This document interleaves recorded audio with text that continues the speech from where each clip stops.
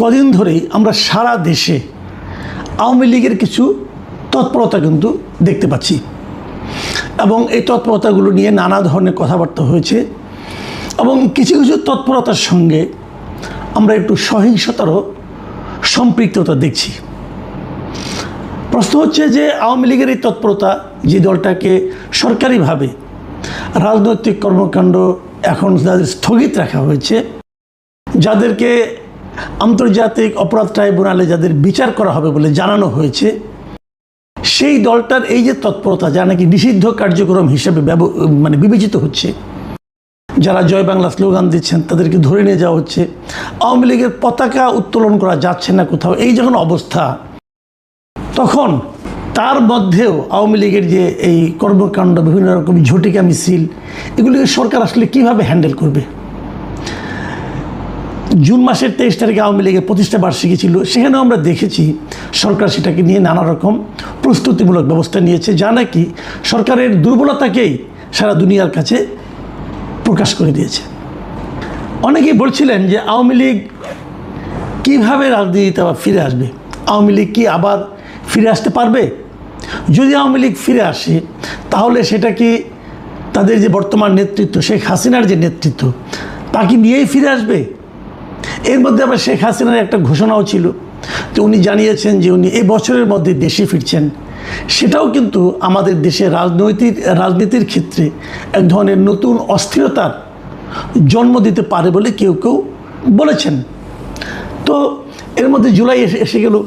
জুলাই আন্দোলনের সময় যারা জড়িত ছিলেন এর সঙ্গে এবং যারা নিজেদেরকে সেই জুলাই আন্দোলনের সিপাহসালার বা সোল এজেন্ট হিসেবে দাবি করছেন, তাদেরও নানা রকম তৎপরতা আমরা দেখতে পেলাম। তারা সারা দেশে পদযাত্রা করবে, কোথাও কোথাও করতে গিয়ে নানা ধরনের অপ্রীতিকর ঘটনাও কিন্তু হচ্ছে। এর মধ্যে যে কথাটা আমার কাছে আজকের এই আলোচনার জন্য আমি এই বিষয়টা আলোচনা করছি, যে বিষয়টা নিয়ে, সেই কথাটা উল্লেখ করতে হয়, সেটা হলো যে আজকে প্রধানমন্ত্রীর যিনি উপদেষ্টা আছেন ডক্টর জাহেদ-উর-রহমান, তিনি একটা কথা বলেছেন, খুব গুরুত্বপূর্ণ কথা কিন্তু।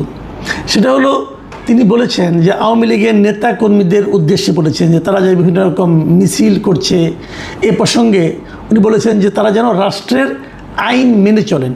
এই কথাটা কিন্তু আমিও বহুবার বলেছি, যে আইনের মাধ্যমে আওয়ামী লীগের রাজনৈতিক কর্মকাণ্ডকে স্থগিত করা হয়েছে, সেই আইনটাকে আমি ব্যক্তিগতভাবে এবং আমার ধারণা আরও অনেকেই একটা কালো আইন বলবেন। মজার ব্যাপার হলো এই কালো আইনটা কিন্তু আওয়ামী লীগের তৈরি করা, নিজের আইনেই আওয়ামী লীগ ফেসেছে। আমি মনে করি এই ধরনের আইন থাকা উচিত না, কিন্তু সেই আইনটা আওয়ামী লীগ বিরোধী দলকে দমন করার জন্য তৈরি করেছিল এবং সেই আইনটা এখন আওয়ামী লীগের বিরুদ্ধে অন্তর্বর্তীকালীন সরকার প্রথমবার ব্যবহার করেছে এবং এই সরকার বিএনপি সরকার অন্তর্বর্তীকালীন সরকারের সেই ব্যবহারকে আইনগত বৈধতা দিয়েছে এবং তারাও সেটাই করছে। তো জাহিদুর রহমান সাহেব বলেছেন আওয়ামী লীগের নেতাকর্মীদের উদ্দেশ্যে যে তারা যেন রাষ্ট্রের আইন মেনে চলেন। এটুকু বলে ঠিক আছে, তারপরে উনি আরও কিছু কথা বলেছেন যেগুলো নাকি আওয়ামী লীগের নেতাকর্মীর জন্য খুবই গুরুত্বপূর্ণ বলে আমি মনে করি। তিনি কি বলেছেন আমি আপনাদেরকে হুবহু পড়ে শোনাচ্ছি। তিনি বলেছেন এখন পর্যন্ত তাদের কর্মকাণ্ড নিষিদ্ধ আছে, তারা একটু অপেক্ষা করুন। কথাটা খেয়াল করেন যে এখন পর্যন্ত তাদের কর্মকাণ্ড নিষিদ্ধ আছে, তো তারা একটু অপেক্ষা করুন। অপেক্ষা করার পর কি আর নিষিদ্ধ থাকবে না? বিষয়টা কিন্তু আপনি একভাবে ভাবেন, শোনার চেষ্টা করেন যে এখন পর্যন্ত নিষিদ্ধ আছে, এখন পর্যন্ত, তো আরেকটু অপেক্ষা করতে হবে, তারপরে নিষিদ্ধ নাও থাকতে পারে। হ্যাঁ, কিভাবে না থাকতে পারে সেটা উনি জানিয়েছেন যে আন্তর্জাতিক অপরাধ ট্রাইব্যুনালে আওয়ামী লীগেরকে নিষিদ্ধ করা হবে কি হবে না, আওয়ামী লীগের ব্যাপারে যে মামলাটা হয়েছে সেই মামলার বিষয়ে তদন্ত চলছে এবং সেই তদন্তের পর বিচার হবে। বিচারে যদি দেখা যায় যে আওয়ামী লীগ নিষিদ্ধ করা দরকার, তাহলে নিষিদ্ধ হবে এবং এই হওয়া না হওয়াটা পুরোপুরি আদালতের এখতিয়ার। আদালত সব পক্ষকে শুনে সিদ্ধান্ত নেবে।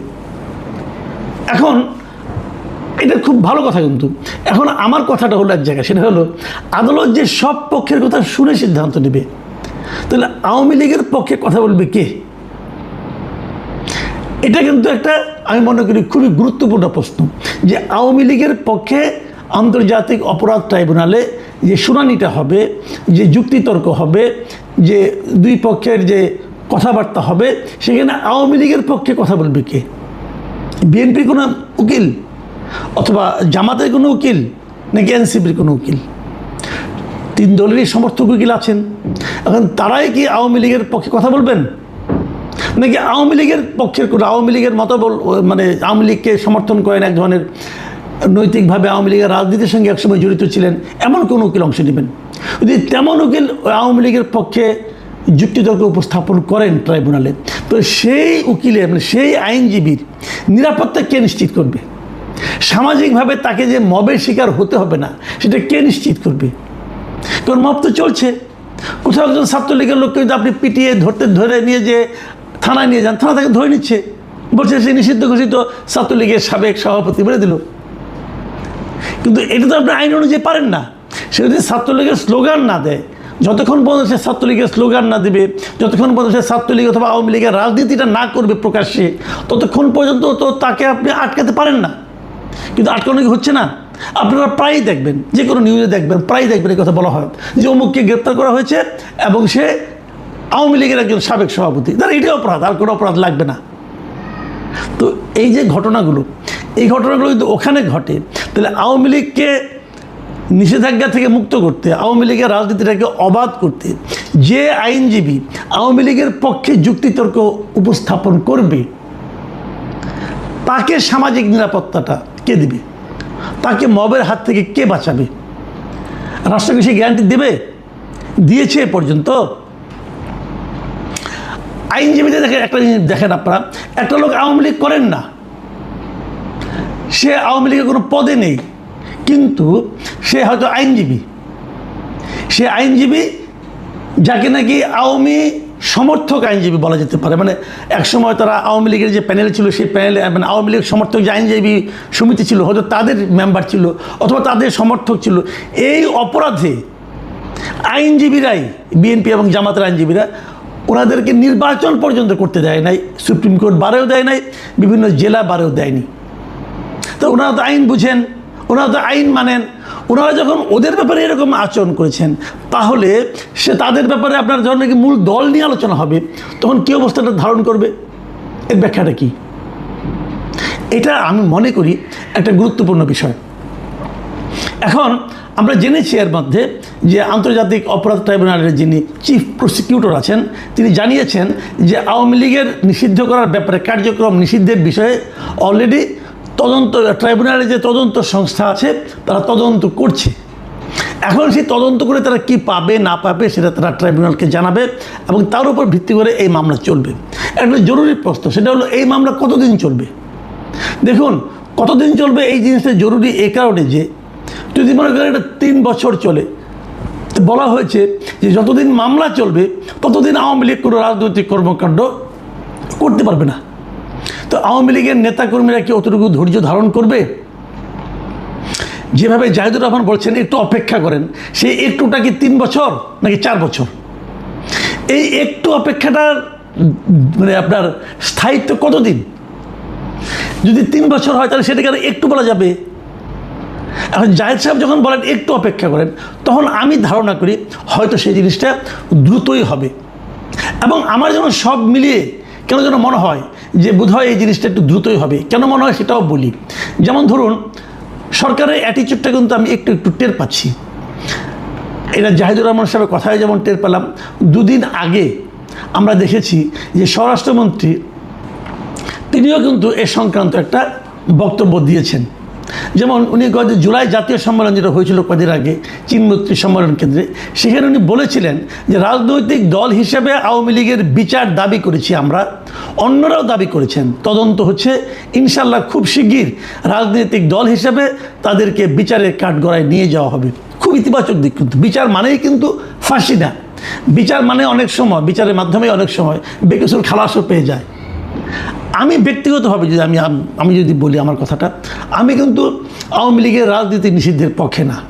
আমি আসলে কোনো রাজনৈতিক দলকে নিষিদ্ধের পক্ষে না। তাহলে আমার পার্সোনাল অপিনিয়ন। আমি মনে করি যে রাজনৈতিক দল যখন খারাপ আচরণ করে, সেটা দলের যে ওই সময়ের নেতৃত্ব, সেটা নেতৃত্বের ভুলের কারণে তারা খারাপ আচরণ করে। সারা দুনিয়ায় এই কারণে কিন্তু অনেক রাজনৈতিক দলের নেতৃত্বে পরিবর্তনটা আসে কেন? এই কারণেই আসে, এদের আচরণটা ঠিক ছিল না, এই জন্য আসে। তো এখানে তো যদি কোনো ভুল হয়ে থাকে, সেটা তো আওয়ামী লীগের যে নেতৃত্ব তারা করেছে। আওয়ামী লীগ জিনিসটা কি? আওয়ামী লীগ আর শেখ হাসিনা কিন্তু এক না। আওয়ামী লীগ আর ওবায়দুল কাদেরও কিন্তু এক না। ওবায়দুল কাদের মানেই আওয়ামী লীগ, বিষয়টা তা নয়। ওবায়দুল কাদের হলো আওয়ামী লীগের একটা নেতৃত্ব, শেখ হাসিনা আওয়ামী লীগের একটা নেতৃত্ব।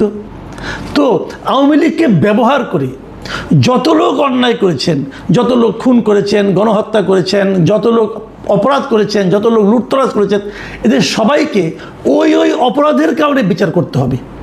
এই বিচারটা আমি দাবি করি।